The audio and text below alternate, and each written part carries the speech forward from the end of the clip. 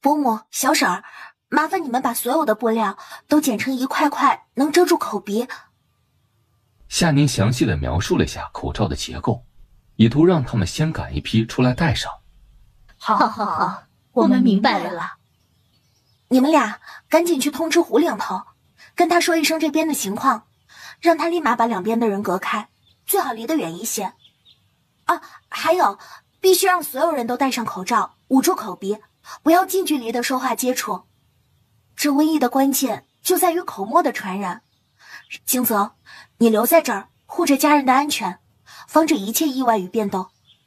那你跟二哥呢？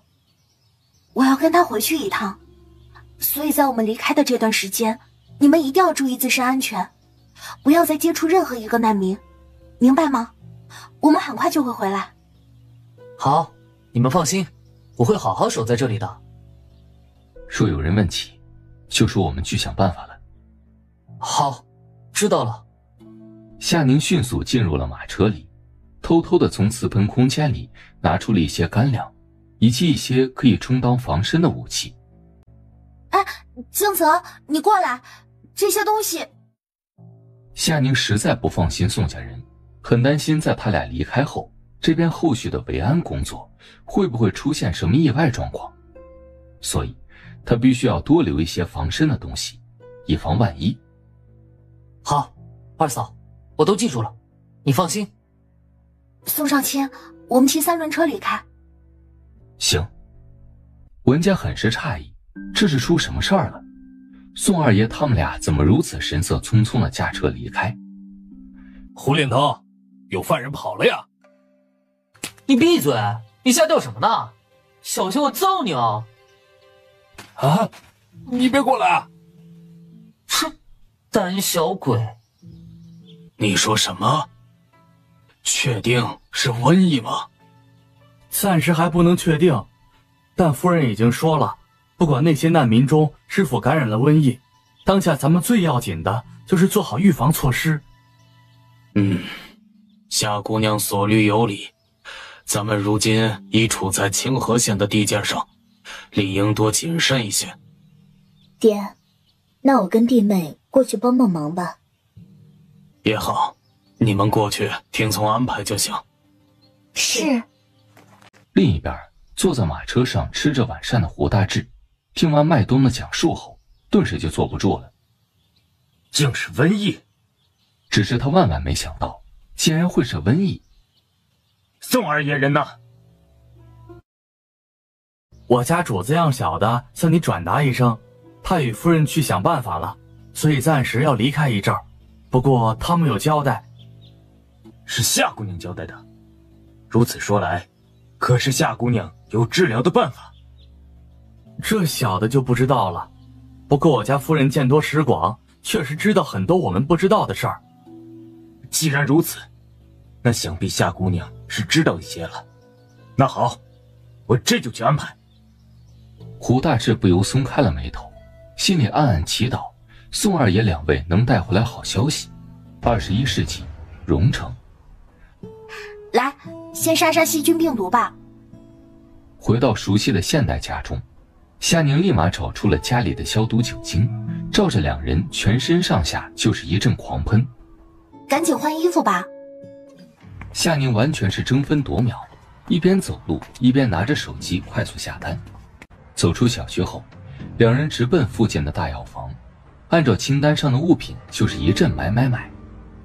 接下来的时候，两人打着车穿梭在附近的各处药房，开启了疯狂采购的模式。走吧，该回去了。好。你想好怎么解释了吗？走，咱们先去附近的镇上瞧瞧。这时候去镇上干嘛？现在周围的村镇恐怕都被传染了吧？去镇上给你买几个随从。给我买随从？南仆啊，你在打什么主意呢？当初对外介绍你的身份时，不是说你跟随从走散了吗？如今想要这批物资名正言顺的出现，最好的方式就是你突然收到了随从发送的信号，所以咱们才会突然离开。到时咱们就说，你从海外来东楚，当时带来了一个车队，而3轮车上则装了不少的生活物资用品。现在刚好有2个随从在附近发现了你的踪迹，所以咱们是赶来接应他们的。这主意好啊！既然如此，那咱们还不如直接把电动3轮车拿出来。你们这边的泥巴路蹬起3轮车来确实有些费力，而电动3轮车就不同啦，驾驶起来要轻松很多的。如今大家对人力3轮车已经完全接受了，甚至对它也有了一定的认知度。现在再拿出电动3轮车，也不算太过怪异了。去镇上有多远啊？咱们直接骑车去吧。走路的话，大约需要2刻钟吧。啊，那岂不是要走半个小时？算了，咱们还是骑车去吧，也能节省点时间。好，夏宁立马从自喷空间里拿出了一辆解放蓝的电动3轮车。宋少卿跟着坐在了他的旁边，下意识的他抓住了身侧的扶手。坐好了，那我们出发喽。见状，夏宁一脸笑意的转动着手把，接着3轮车瞬间往前冲了出去。宋少卿在车子启动的那一瞬，心跳不由加快了好几下，好在他很快就调整了过来。等电动3轮车稳定的向前方行驶后，宋少卿忍不住好奇打量起了这3轮车，他也想开车载着夏宁。什么？你也想学？瞧这不是很难的样子。确实不难，只要掌握关键的几步就行了。随后他就仔仔细细地给宋少卿讲了讲骑电动车的技巧与注意事项。明白了，那我试试。果然，宋少卿一上手就立马掌握了窍门，稳稳当当地驾驶着3轮车。不错嘛，上手很快哦。主要是你们那边的人比较厉害，这样的操作很容易上手。就这样，2人坐着电动车一路闲聊，悠哉哉地绕着路往一个远离清河县的方向驶去。没想到这么个小镇还有牙行呢。也是咱们的运气好。宋少卿也感到有些意外。说来他发现，自从遇见夏宁后，似乎做什么事情都顺畅了很多。想到此，宋少卿不由看向了夏宁，目光很是温柔。他确实是上天赐给自己的福星啊。嘿嘿，两位人都在这里了，你们仔细瞧瞧啊。你们放心啊，我这里的人啊，家世身份上都清清白白的。可有会拳脚功夫的？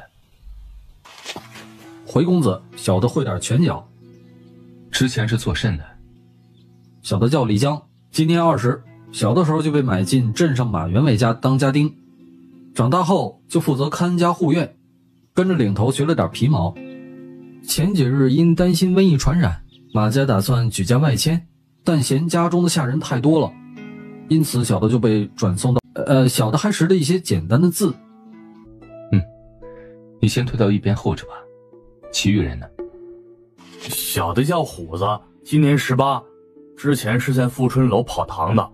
小的不会什么拳脚功夫，但力气比起常人要大一些。为何来这里？家中可还有人？小的自幼就失去了双亲，好似被亲戚卖进了牙行，然后辗转进了富春楼做事儿。掌柜嫌小的吃的太多了，所以就他俩了，多少银子？哈哈，既然公子如此爽快，那我也爽快一回。2人一共18两，如何？在我这儿，像他们这样的成年男子，原本都是10两一人的。行，把这个带上。是。 2人微愣了下，就连忙接过了口罩，但不清楚眼前人的身份关系，一时也不知道该怎么称呼才好，只好干巴巴地应了一声。敢问夫人，这是何物？做甚用的？我这还是第一次见到这样的物件。这叫口罩，是一种卫生防疫用品，可以遮住我们的口鼻，帮我们防止或过滤空气中的有害气体，以防病毒传染。这口罩可是能防止瘟疫传染？闻言，屋里的众人均是一脸惊色，瞬间看向宋少卿二人的目光不一样了。夏宁不由笑了，忍不住提醒：可没你说的那么夸张，但戴着口罩确实能很大程度地减少病毒感染的机会。你们之后出门也要多加注意，不要近距离与人接触。只要不是面对面说话，沾上了对方的口沫，基本都还是安全的。夫人是神医吗？夏宁哭笑不得，她这是要在古代发展多个身份呀。先是被当成了小仙女，现在又被认为是神医，她真要有这么牛逼哄哄就好了。我不是，只是知道一些防疫知识罢了。好啦，送你一个吧。夫人，这是我身上现有的所有银子，你看能不能多给我一些这个口罩啊？实在是我家中还有老人跟妻儿啊，我也想给他们买一个。啊？夏宁没想到事情还有这样的转折。怎么了，夫人？可是这些银子不够啊！那我屋里还有些值钱的物件，我也可以。不用，够用了。你家里几个人啊？5个人。那你这个牙行总共多少人？再加上家中的仆人，正好40个人。这样吧，我给你80个口罩，你给所有人都戴上，再给你们备上一个。这口罩不能沾水，否则就没效果了。可以是可以，只是这银子……就这些银子就够了。虽然两边的货币换算确实差异很大，但他又不想让他们觉得这口罩很廉价，很容易弄到手的样子，所以他只能昧着良心当一回奸商了。真的够吗？夫人你……够啦，就这样吧。咱们现在去衙门，你带他们进去办手续，我们一会儿过来与你们会合。好。敢问两位怎么称呼？小人姓赖，名大海，大家都叫我老赖。今日我老赖成了2位的情，改日有机会定当报答。夏宁憋着笑，老赖，这名字可真有意思啊。我们是京城宋家人，接下来将要去往南蛮，有缘再见吧。老赖站在衙门口，目送宋少卿等人离去，他心中满怀感激。哎呀，真是好人呐！京城宋家，莫不是将军府的人？呸！狗皇帝！你们俩在这里稍等下，我们取个东西，很快就回来。是。我的老天爷呀，那是啥玩意儿啊？哎，那是夫人吗？什么？还不待两人仔细看个清楚，夏宁就骑着电动3轮车停在了他们的面前。真是夫人啊！这也……两人一脸的呆愣，结果就瞧见跟在后面缓缓而来的主子爷，他脚上踩着的又是何物啊？他们今日真是开了眼界了。主子，忙了大半天你也累了，你坐着歇歇，我来指导他们俩。行啊。我之前就说待在村子里最好，可你们呢就是不听。你看吧，如今咱们都要暴尸荒野了，这还不如死在自己的家里，好歹也算是落叶归根了。难不成待在村里就能保命了？好了，别吵了，耐心的等着吧。现在再多说也无用。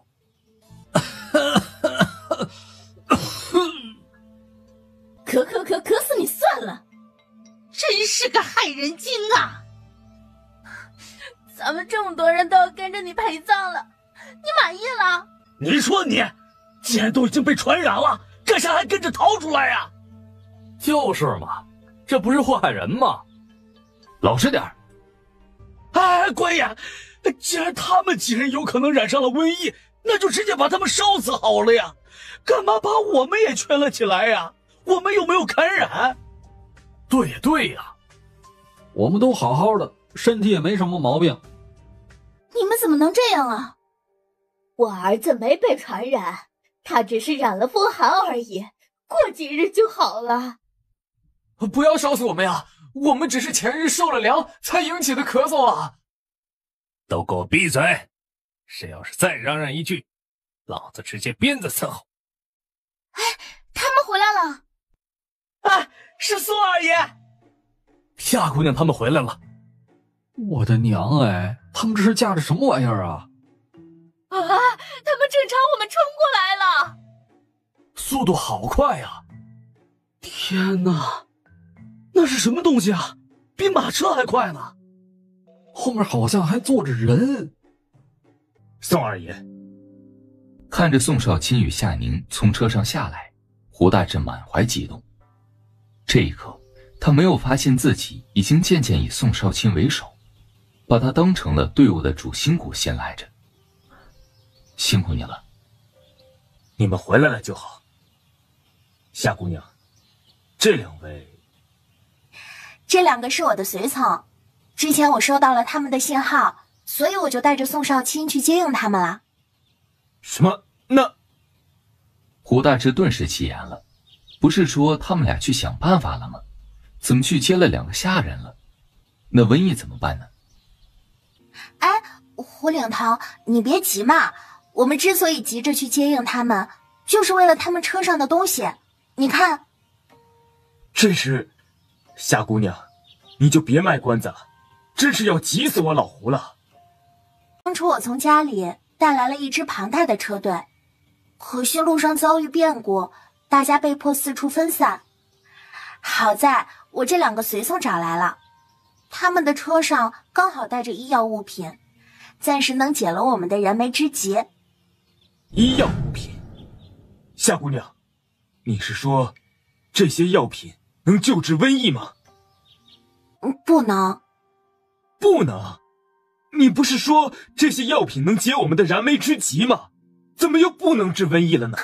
我的意思是，这些不是什么神药，不可能什么人都能救活。如今我们也没个大夫诊治，也没法弄清楚他们身上的具体病症。即使都感染上了瘟疫，但因为每个人的体质不同等原因，表现出来的病情也会略有不同，不能把所有人都混为一谈。我带来的这些医药用品，更多是在预防和减缓的作用上，并不能100%保证就能药到病除，还得根据每个人的病症下药才行。开什么玩笑啊！有些承诺可不能随便应下。就是现代爆发大规模的病毒感染，在那样先进的医疗水平下，也仍然有死亡的病例出现呢，更别说古代了。更重要的是，他不是专业医生，没办法下诊断啊。啊，能预防缓解吗？夏姑娘，我真是被你说话的方式吓死了，也是我太贪心了。其实这些能管用就已经很好了，总比无药可治好吧。这样，你现在先给每个人发一个口罩，这个口罩可以有效地隔绝阻挡空气中的病毒传染。简单来说，戴着这个口罩，咱们就能放心地交流说话，不用担心瘟疫的传染。所以等大家都戴上口罩了，我们再来进行下一步安排。口罩就是你们脸上戴着的这个吗？对，时间紧迫，赶紧让大家都戴上。我的2个随从可以配合你们。好好好，真是谢谢夏姑娘了。随后，胡大志立马安排手下派发起了口罩，然后由李江2人在旁边做着解答工作。谢谢，谢谢，官爷，你们真是大好人呐！谢谢你们。你们要感谢就感谢夏姑娘吧，这都是她从海外带来的防疫用品，这玩意儿可厉害，可神奇了。等会儿让那俩小哥给你们详细的说说吧。夏姑娘，夏姑娘是哪位啊？她也是你们押送队伍的犯人吗？这个口罩可真白呀，感觉不像是布料做出来的。那位夏姑娘可有本事，能做出这么新奇的东西来。夏姑娘可是海外来的贵女，你们知道海外吗？那可是要跨越很大很大一片大海才能到达的国度。听说海外的国家生活十分的繁华富足，那里的东西都稀奇古怪的，反正是我们这里从未见过的稀奇东西。方才你们也瞧见了，那个跑得很快的大东西吧？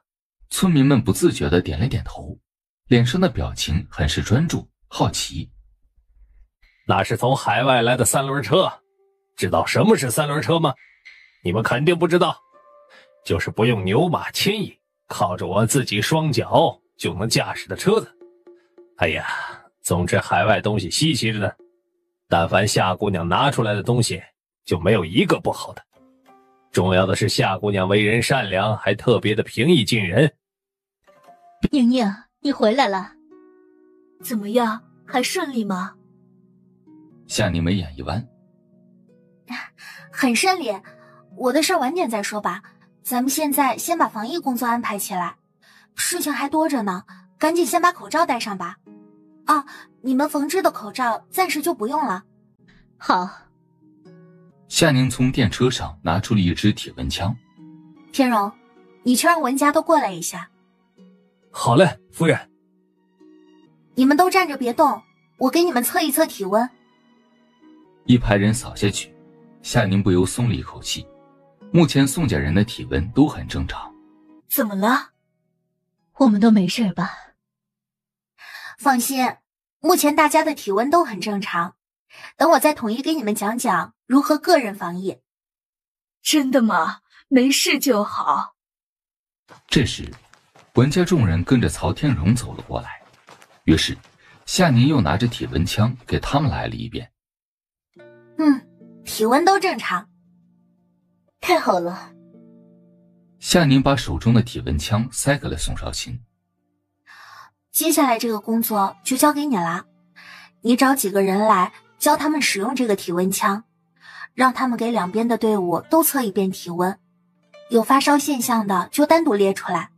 我去找胡领头交代另一个工作。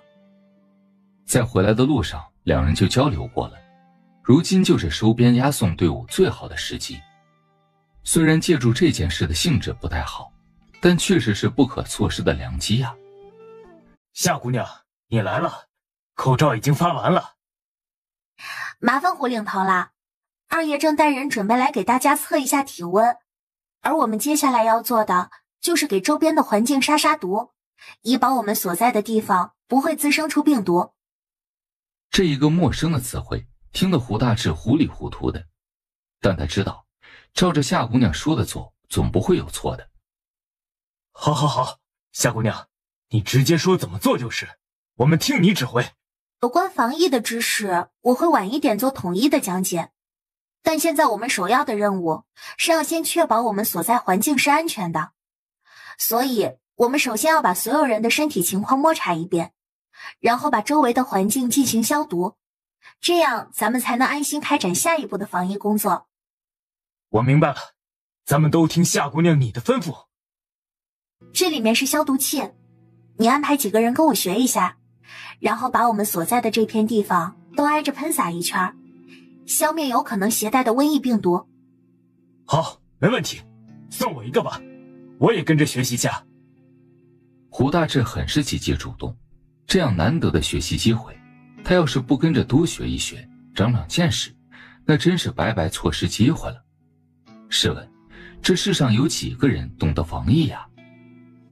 好啦，消毒液已经装上了，你们照着我方才说的喷洒就行了。好。接下来，曹天荣与胡领头各自带着两人，一左一右的开始了消毒工作。看着这一波又一波的操作，两边队伍的人员都很茫然无措。不过，谁也没有出声干扰或者抱怨什么，因为他们看到了希望。你有认识或是可信任的大夫吗？在穿回现代采购医药物资的路上，其实夏宁在网上又详细的查阅了一番，找到了一个公认可以治疗肺鼠疫的中药配方。啊，你也知道我自幼身体不好，我爹娘费了不少心思为我找寻名医。前些年我的病一直都是由宫里的一位御医帮我治疗的，他医术很好，为人品行更是高风亮节。5年前，他因为得罪了宫里一位受宠的娘娘，被皇上罢免了官职。刘太医一家不再想受到皇家纷争的干扰，一家人就回了老家宁州。宁州？那宁州离这儿远吗？我这不是有个治疗瘟疫的药方吗？我想找个信得过的大夫来负责。什么？你有可以治疗瘟疫的药方？我没跟你说嘛。抱歉啊，当时可能是忙着买东西，没来得及告诉你。宋少卿也是哭笑不得，这么大的一件事，他竟然也能忘了。先说正事嘛，你说的那位刘太医离咱这远不远啊？要是太远的话，就是我有药方也来不及的。从这里赶马车到宁州府城的话，约莫要个10来天吧。10多天？那岂不是黄花菜都凉了？还有别的人选吗？这瘟疫必须要尽快控制才行。要是这里的瘟疫外溢到其他的州府，那局面真就一发不可收拾了。我倒是还认识一位游医，医术也很了得。这几年我身体能逐渐好转，也是吃了他开的药方。不过他常年四处游历，无人知道他的具体行踪。你这说了不是等于没说吗？那咋办？你别急，我再想想办法，看能否找人介绍1-2位可靠的大夫。这时胡大志喷洒完消毒液，一脸高兴地走了过来。负责测温的文二与宋清泽也紧跟其后，显然摸查工作也完成了。怎么样了？夏姑娘，我们测温检查一共发现了有34人处在发热状态，其中有9人出现了你说的高烧现象，而我们押送队伍这边一切正常。把他们单独安置了吗？逃难的村民来自附近的2个村庄，也是在半道上遇见的。他们的人数加起来有120多人，可如今就有30多人出现了发热症状。之前那5个人有给他们测体温吗？测过了，其中有3人是发热现象，另外的1对母子体温正常。那赶紧把他们分开，让那对母子重新找个地方休息。他们或许只是普通的风寒引起的咳嗽。已经单独分开了。那就好，现在咱们就开始下一步安排吧。随后夏宁开始有条不紊地按照现代的防疫步骤执行起来。这一通忙完后，已经过去小半个时辰了，天色也暗了下来。差不多了，让大家都围坐起来吧，记得戴好口罩，感染者单独坐在一边。好，我立马安排。如今看来都不用我做什么，你就已经收服胡大师他们了。你瞧瞧，你一开口，他立马就听从了指令，可见他已经打心底信服了你这个人，以你为首了。是吗？宋少卿嘴角微勾，他家宁宁啊，确实是一个让人很愿意去相信他的人。他真诚善良，坦率大方，待人随和有礼，且性格明朗，总是充满希望。喂，听得见吗？夏宁手握着扩音器，再次出声示意。大家都听得见吗？能听到我声音的就举手示意一下。这是怎么回事啊？他的声音好像变大了。难道这就是画本上描述的传音术吗？就是那些仙家成道者使用的法术。我看你呀，是画本子故事听多了吧？他手里拿着的那个东西是什么呀？我感觉他的声音就是从那个怪东西里发出来的。那肯定是一个法器了。你们忘了官爷说的了，那位姑娘可是从海外来的。是了。好了，大家安静点。大家暂时不要说话，专心的听我说。等我讲完了，大家有什么疑问再举手提问，都听明白了吗？众人还有些懵，不知道这一出是在搞什么名堂。听明白了就举手示意一下，我们就立马开课了。这下众人听明白了，纷纷僵硬地举起了手。接下来我要给大家讲一讲瘟疫是如何造成的，在爆发瘟疫的时候，我们又该如何防止瘟疫的感染，以及染上瘟疫之后，我们又该做些什么。什么？瘟疫还能防止吗？他们耳朵没听错吧？染上瘟疫后不就是等死吗？还能做什么自救啊？好啦，我的防疫知识已经讲完了，大家都听明白了吗？有没有哪里不懂的，可以举手提问。闻声，宋少卿端着装满果茶的杯子，旁若无人地径直走到了夏宁的身边，喝点水再说吧。好。众人懵了呀，这是真当他们不存在呀？大家有提问的吗？没有的话，那就可以解散休息了。那个夏姑娘，那我们怎么区分是风寒还是瘟疫啊？我们也没有你们那个滴滴滴的东西啊。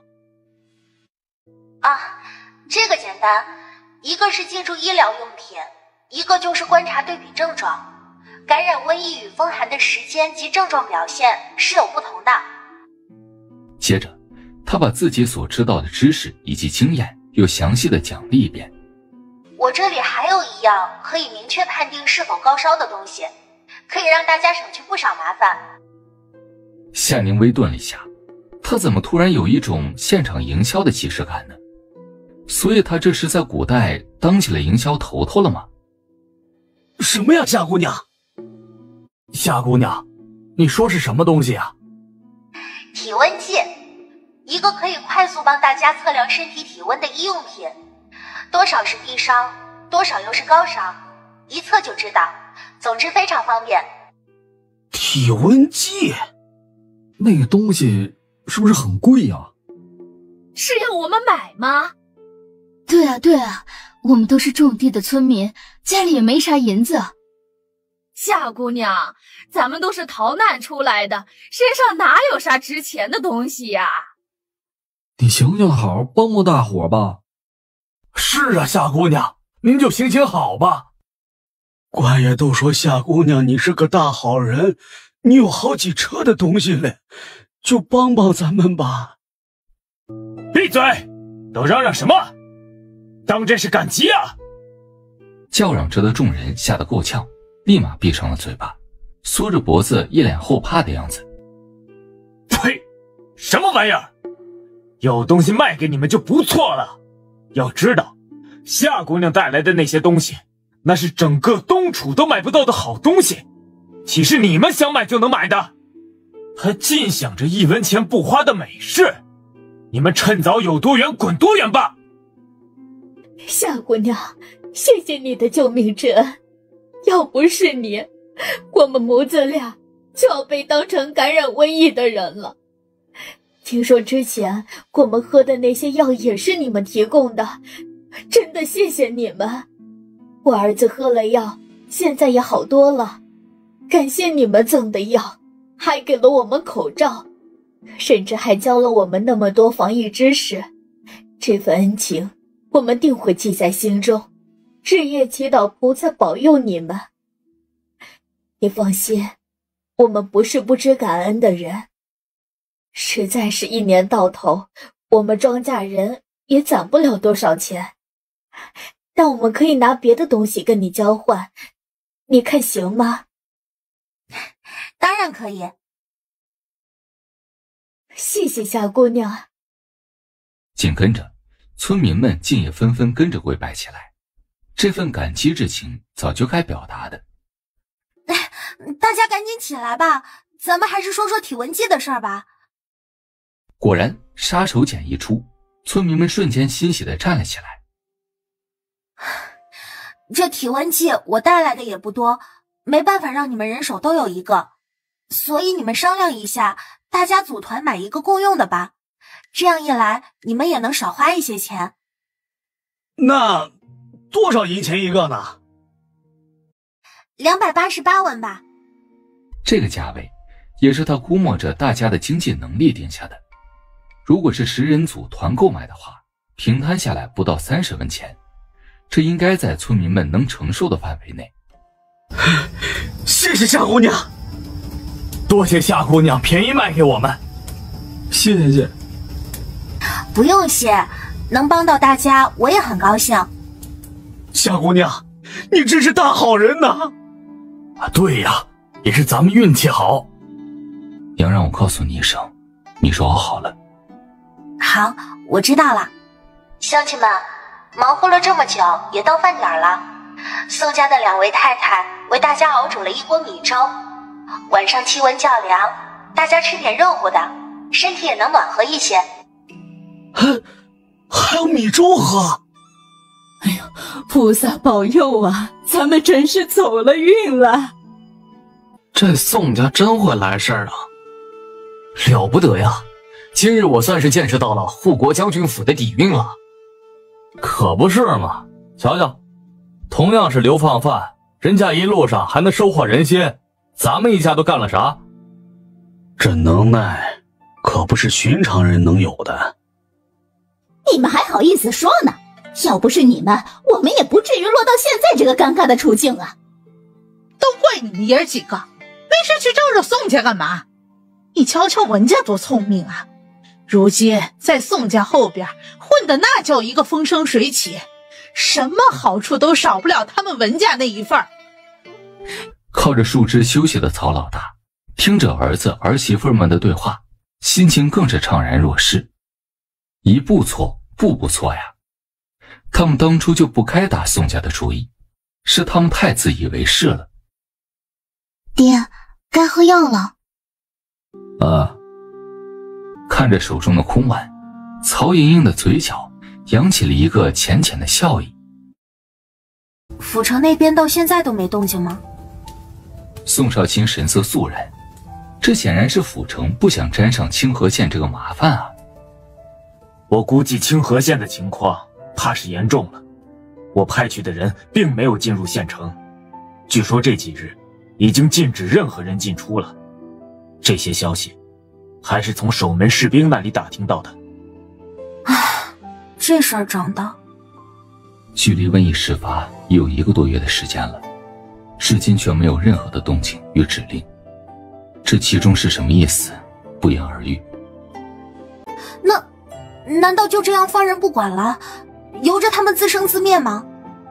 夏姑娘，你来自海外，或许不太清楚我们这边的事情。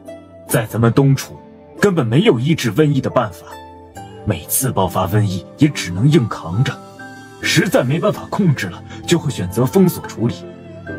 老实说，要不是今日听了你的讲解，见识了这一系列的操作，我都不知道原来瘟疫是有药可治的。我这还是第一次知道，这瘟疫还可以预防。可惜呀，我们这边的人都不知道这些知识。胡大志不由解释了几句，回顿了下，他神情踌躇地看了看夏宁，又看了看宋少卿。你想说什么？我就是想问问，你们接下来准备怎么做？胡领头，你怕是忘了，咱们宋家如今还是戴罪之身吧？我们一介流犯能有什么打算？暂时听从押送队伍的安排。胡大志顿时噎住了，要不是对方这么一说，他自己还真忘了呢。二爷，你这话岂不是折煞我胡大志了吗？以宋家的本事，如果真想走的话，又岂是我等小喽啰拦得住的？我也是听手下说，清河县县令似乎打算在近日就要处理那些被感染的人。我的意思，要不要把今日防疫的知识传授给他们？或许事情还能有一线转机呢。这事儿怕是不好办。我们现在能这么顺利地开展工作，那是押送队伍的众人对我们有一定的信任度，再加上胡领头你对我们的支持与配合，所以才能这么顺利。但县衙那些人根本就不认识我们，还有宋家的身份还这么敏感，并不适合明晃晃的出现在那些官家人面前。所以，如何让县衙的人信任我们？我有个主意。啊，快说说。很简单，让一切事情合理化就行。好主意，就这样办吧。行，那我现在就快马加鞭，给清河县传个消息过去。早膳过后，夏宁就开始清点自己的库存了。宋少卿，你让金泽帮我们守着点帐篷，我们现在得回县代收一批货。夏宁估算了下时间，他们这边现在差不多是7点左右，那21世纪应该就是11点左右，临近中午的时间了。而他昨天下的订单，估计现在已经陆续在派送了吧。好，我去安排。21世纪荣城，眨眼间，两人又站在了现代房子的客厅里。你先换洗吧，我看一下手机里的消息。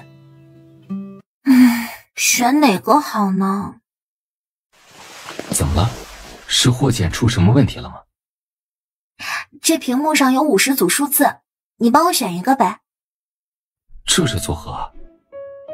你先别问，凭着你的感觉，从中挑选一个号码牌吧。宋少卿出身高门权贵，他这绝对算得上含着金钥匙出身的贵人了。会投胎，绝对是一种好福气了。没准他就自带福气，手气特别旺呢。快抽吧，不管什么结果我都认了。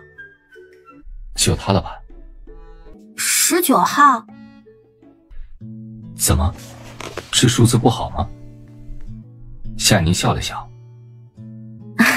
没有，挺好的，就等5天后公布结果了。啊，那就好。啊，你都换好了？等我一下，我马上收拾好。为了抽奖，差点都忘了正事儿了。随即，夏宁就冲进卧室里更换了现代装，然后在全身上下进行了一番消毒防疫，把更换的衣服也单独装在了一个袋子里，准备等会儿带回古代处理。搞定，出发吧。东楚国陕州境内。你们回来了，这么快？你以为要多久啊？也是，以二嫂的本领，岂能拿凡人相比？怎么样？刚才有人来找过我们吗？没有，就胡领头问了一句，我说你们俩正在说事，他就带着人给那些村民测体温去了。行，我知道了，你去做你的吧，不用在这守着了。那好，二嫂若有事叫我一声。哪知道宋金泽刚出去还没有1分钟，就立马返回了帐篷里。怎么了？二哥二嫂，外面来人了，来了一群人，都戴着咱们的口罩呢，现在正跟胡领头说着话呢。夏宁与宋少卿对视了一眼，眼里有着默契的目光，鱼儿上钩了。你去叫李江与虎子过来一下。好。胡领头，你说的那位海外友人现在何处啊？我们已经商量好了，愿意出银子购买他手中所有的防疫用品，能否帮我们眼见一二啊？你们稍等片刻，我去请示一下。好，那就麻烦了。等胡领头离开后，10多个县城富户们就忍不住议论起来了。这什么人呢？咱们都主动登门了，这还把咱们拦在外面。就是呀，我方某做了这么多年的生意，还不曾遭受这样的待遇。刘大人，你好歹是一县之长，用不着对一个押差的小头头这般好脸色。要我说呀，咱们根本不用这么低声下气来求人。要知道，如今可是在咱们的地盘上啊。没错，他一个海外来的人，在咱们的地盘上，还能蹦跶出什么水花来不成？刘大人还不如派人直接把他们抓起来，如此就能收缴他们物资了，岂不是更省事儿？对呀，这还不是你刘县令一句话的事儿吗？难道你们就没想过，这支商队是如何跨越整个海面来到东楚的？倘若没点本事，他们如何护得住带来的物资啊？还有，敢跟我们做生意，如果不是有全身而退的自保能力，你们觉得他们一个异国商队敢在别人的地盘上赚银子吗？刘县令不由抛出几个关键点，也是他琢磨不透的地方，所以他不敢小觑这支海外商队。诸位别忘了，眼下最重要的是防止瘟疫再生，保护自家的安危呀。倘若咱们心思不正，惹恼了对方该如何？毕竟物资还掌握在对方的手中呢。还有，你们没看见吗？这里很不一样。之所以在这里拉着线，其实也是为了咱们的安全着想。这应该也是海外之人提出来的吧？这海外之人真有防止瘟疫的办法吗？咱们如今不是正带着吗？究竟如何，且看着就是。哎，人来了！为首的夏宁努力地绷着一副女霸总范儿。他知道，古代是没有女人会出面做生意的，以免被这帮老板们小瞧。他还特意换上了现代的服饰，打算一亮相就从气场上镇压他们。装逼嘛，就得拉风一点。你好，我是夏宁，来自海外的一个国家，很高兴认识你们。看着站在眼前的年轻女人，一帮富户还有些反应不及，最终还是刘县令反应快，立马上前几步。正当他要拱手示意之时，枪的一声，只见两个随从立马上前站在了夏宁的面前，而发出声音的正是他们手中握着的一根铁棍。方才他们看得一清二楚，两个随从的手里明明没拿着任何武器啊，可刚才却见他们迅速向下挥了一下，他们的手中就直接冒出了一根铁棍来了。所以这又是何种神秘武器啊？众人不由缩了缩脖子，心里有些凄凄然。好在他们歇了打主意的心思，这海外人果然不容小觑啊！大江小虎，还不退下？是，大小姐。于是众人又见来人向上挥动了下，约有半臂长的铁棍瞬间就不见了，准确来说应该是变短了。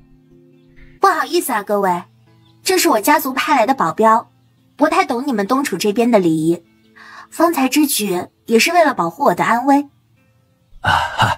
没事没事。夏姑娘好，我是清河县的县令刘明章，这10几位啊都是咱们县城的富户，此番前来呢也是听闻姑娘手中有防止瘟疫的物品，因此我等特意前来，就是为了想与姑娘你谈一桩买卖。行啊，咱们慢慢说。富户们就看着两个随从抬来了一张小方桌，桌上摆放着好几样的防疫医药用品。大小姐，您请坐。虎子摊开一个折叠凳摆在了夏宁的跟前儿。谢谢。老赖。是我认识的人，麻烦你放他们过来吧。夏姑娘，近日可安好啊？还不错，有劳你挂念了。不知你今日前来所为何事啊？夏姑娘，这几位是隔壁安陵县的商行老板，前几日啊，他们从我这里得知了海外防疫医药用品的事情，对此事非常感兴趣，也想购买一批货带回安陵县。夏姑娘好，我是张氏商行的东家。夏姑娘好，我是柳氏商行的东家，我也想买一批防疫。夏姑娘安好，我是同仁堂的头家，我对你手中的药片十分感兴趣，不知可否？我说几位东家，你们懂不懂规矩啊？就是，没看见我们还在商谈吗？好了，大家不要吵了，价钱我刚都说了，不议价。各位要是能接受，就在这里登记一下，我立马让人给你们安排货物，咱们当场就钱货两讫。我要50套，我也要50套。夏姑娘，这些东西多少银钱啊？老板跟我们说一说啊。哎，别急，桌子上的这些物品我直接打包成一套，100两不议价。当然也可以分开购买，每个人限购100份。100两吗？行，我们张氏商行要了。我们同仁堂也要。1个小时后，夏宁送走了众位商行老板，看着手里一大叠银票，他不禁喜笑颜开，发财了呀！这门生意真不错呀，短短1个小时就赚了17万两银子。然而这些物品他在现代也才花了几千块钱而已，简直是赚翻了呀！胡领头，方才真是麻烦大家帮忙搬货了，这是我的一点心意，给各位买酒喝。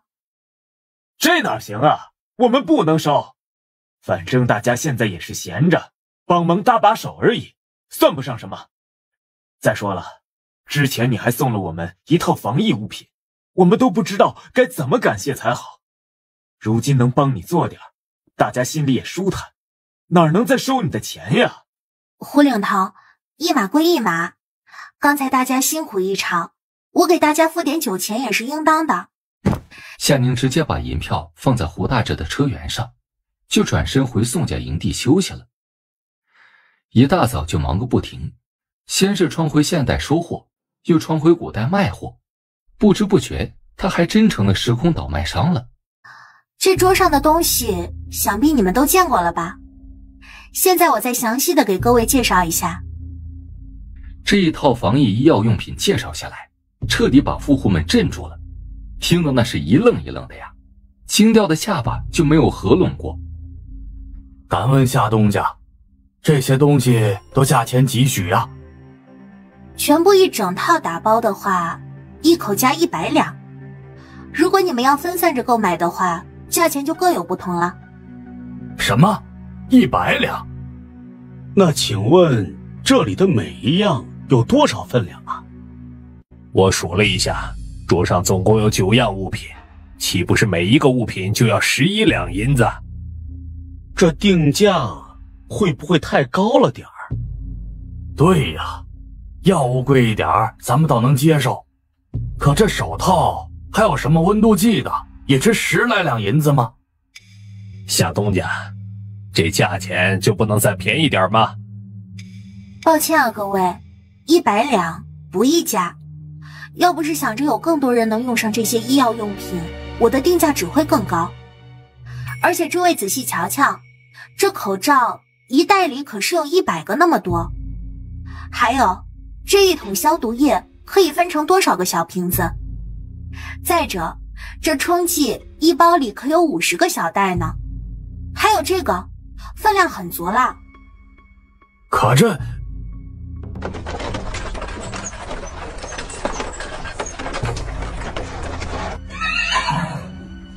大牛，你带人去看看。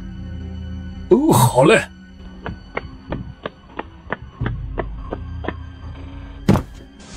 哟，几位差也好，小人来自玉溪镇，此番是特意来寻人的。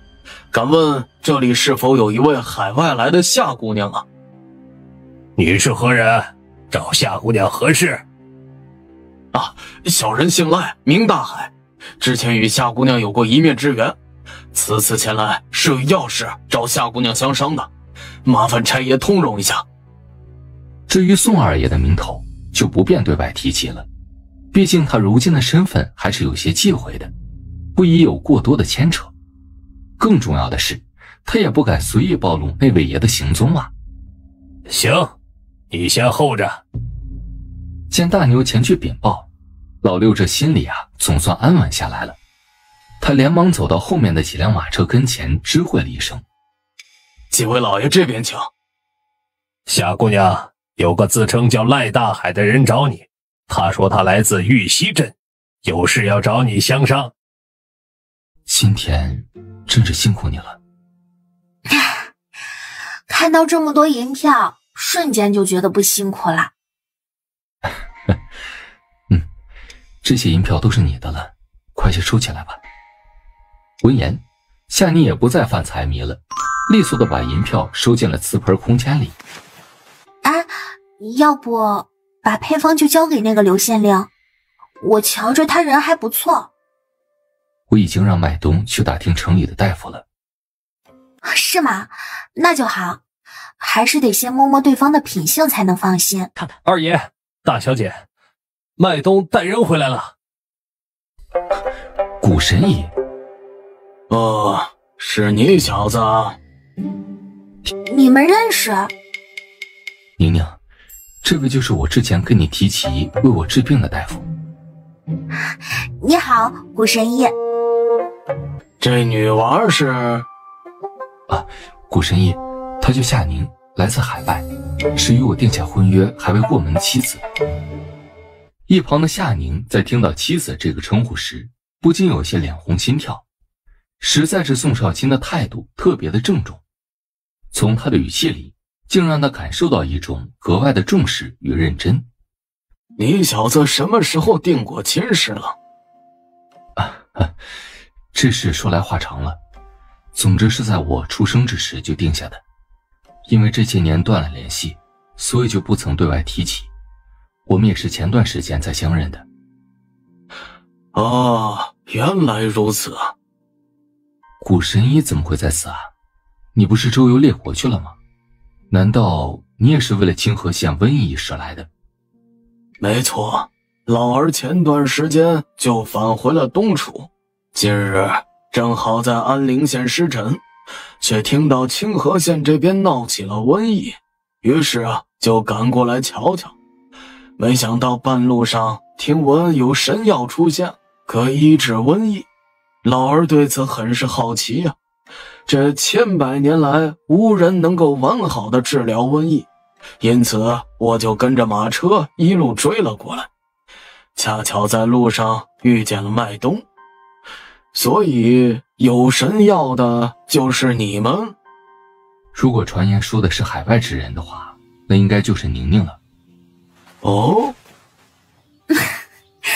真是传言不可信啊！我可没说自己有神药啊，只是一些有助于预防与减缓病情的药物而已，可当不上神药这个美誉。